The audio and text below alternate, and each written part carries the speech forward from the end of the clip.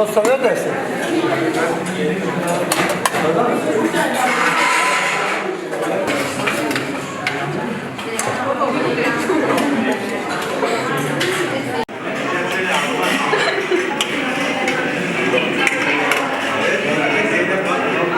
Çölyak hastalığı toplumda sanıldığından fazla olan bir hastalıktır ve endüstriyel gıdaların daha çok tüketilmesiyle sıklıkla görülür ve aşikar hale gelmektedir. Son zamanlarda tanı yöntemleri de arttığı için biz bu hastalığı artık toplumda belli bir oranda görmeye başladık. Gluten enteropatisi dediğimiz hastalık, diğer adıyla çölyak hastalığı, gluten adlı alerjen maddeye bağırsakların gösterdiği tepkiden ibarettir.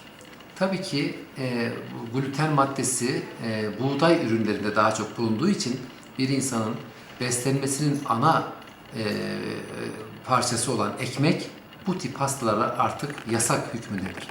Düşünebiliyor musunuz? İnsan yemeğin yanında ekmeği hep ararken bu tip hastalarda ekmek yasak deyince bu hastalar tamamen bir hayat tarzı değişikliğine uğramak zorunda kalıyor.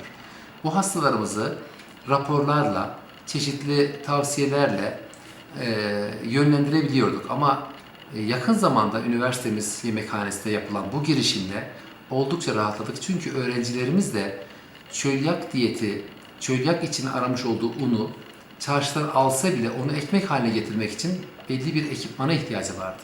O kadar zordu ki bu çocuklar için hayatı yaşamak. Sayın Rektörümüzün bu yönde atmış olduğu adımı takdirle karşılıyorum.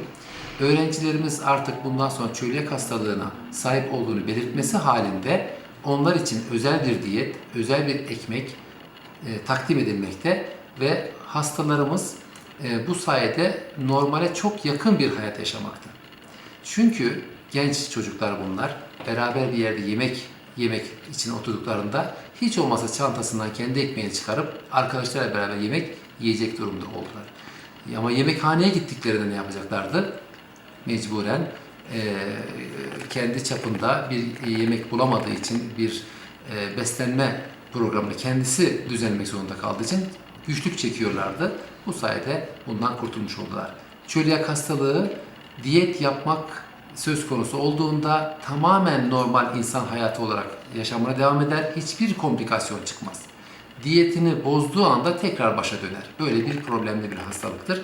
Ama diyetini yaptığı zaman herhangi bir komplikasyon yaşamaz. Hatta 6 ay sonra biz onda çölyak hastalığı var mı diye kandan bile anlayamayacak kadar parametreler düzelir. Ben Burak Dalgıç, Tıp Fakültesi dönem 4 öğrencisiyim. Çölyak hastasıyım. Yemekhanemiz bu sene glutensiz menü çıkarmaya başladı. Ondan öncesinde yemek bulmamız zor oluyordu. Dışarıya eve gitmemiz gerekiyordu. Dışarıda glutensiz menü zor oluyor. Burada yemekhanede hem ev yemeği 4 çeşit yemek çıkıyor hem de kolay ucuza ulaşabiliyoruz. Dışarıda daha pahalı glutensiz ürünler.